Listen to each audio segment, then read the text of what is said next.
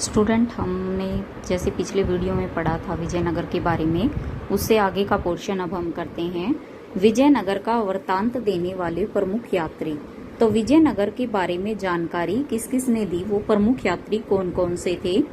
जैसे इटली के निकोलो दे कांती, फारस के अब्दुल रज्जाक तथा रूस के अफानासी निकितिन, डोमिंगो पेस तथा पुर्तगाली के फर्नावो नूनेज ने विजयनगर का वृत्तांत की जानकारी दी।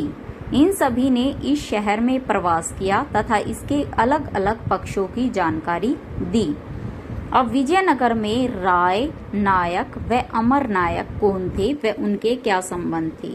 अब पहले हम मोटे तौर पे समझ लेते हैं कि राय, नायक व अमर नायक कौन थे।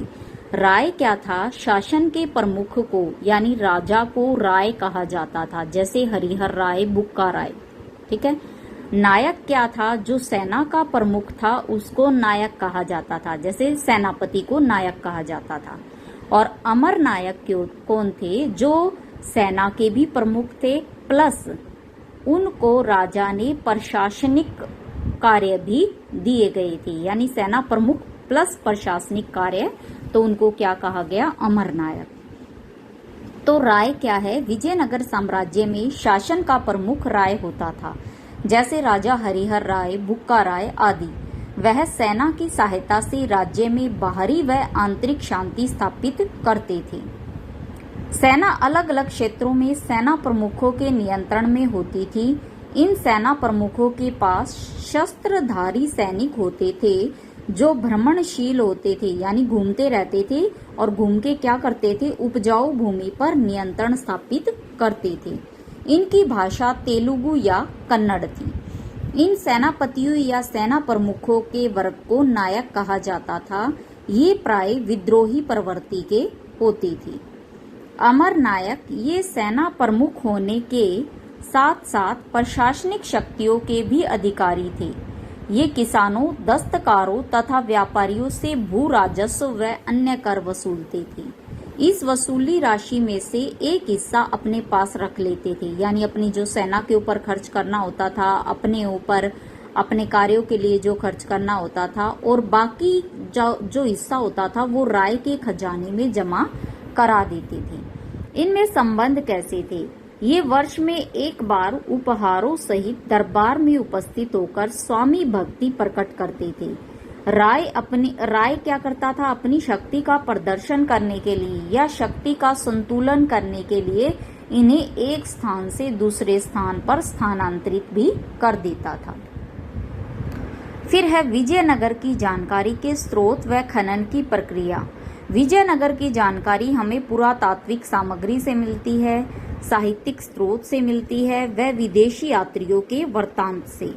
अध्ययनकर्ताओं ने फोटोग्राफ, मानचित्र, उपलब्ध भवनों की खड़ी संरचनाएं व मूर्तियों की ओर विशेष ध्यान दिया है।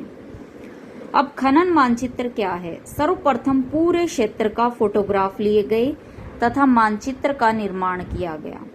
पहले चरण में पूरे क्षेत्र को 25 वर्गाकार भागों में बांटा गया, जिन्हें अंग्रेजी वर्णमाला के अक्षर A to Z का नाम दिया गया। अब देखो A to Z में 26 अक्षर होते हैं, लेकिन बाटा कितने में? 25 में। तो उसमें क्या था? I अक्षर का प्रयोग नहीं हुआ।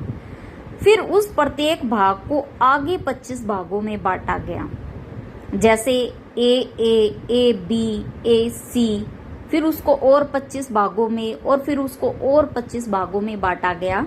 और यह प्रक्रिया जब तक चलती रही जब तक कि प्रत्येक फुट का क्षेत्र मानचित्र के दायरे में नहीं आ गया।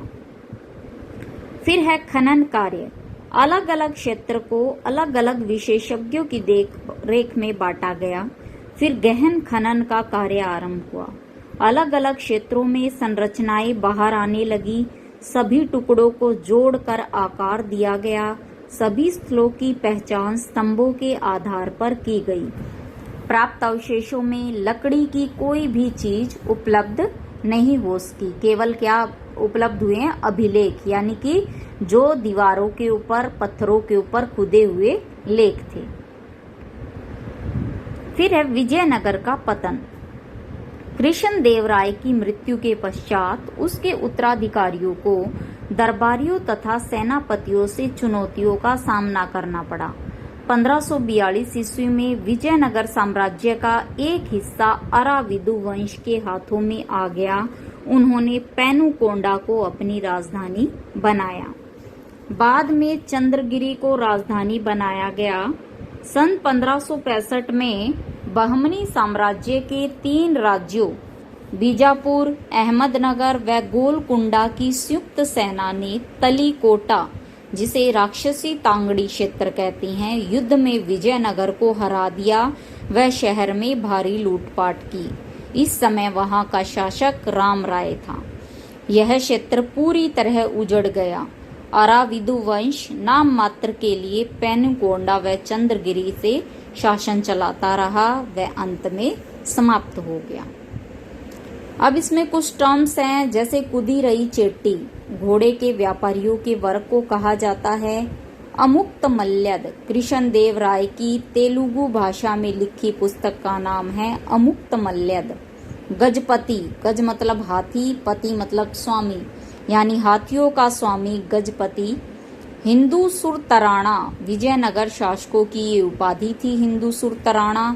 विट्ठल देव, महाराष्ट्र में विष्णु को विट्ठल कहा जाता है। विजयनगर यानी कि विजय का शहर। अब लोगों के अन्य आवास छप्पर के हैं पर फिर भी सुदृढ़ हैं, ये कथन किसने कहे थे? बारबोसा ने। विजयनगर के महत्वपूर्ण मंदिर थे विरूपाक्ष तथा पंपा देवी का मंदिर।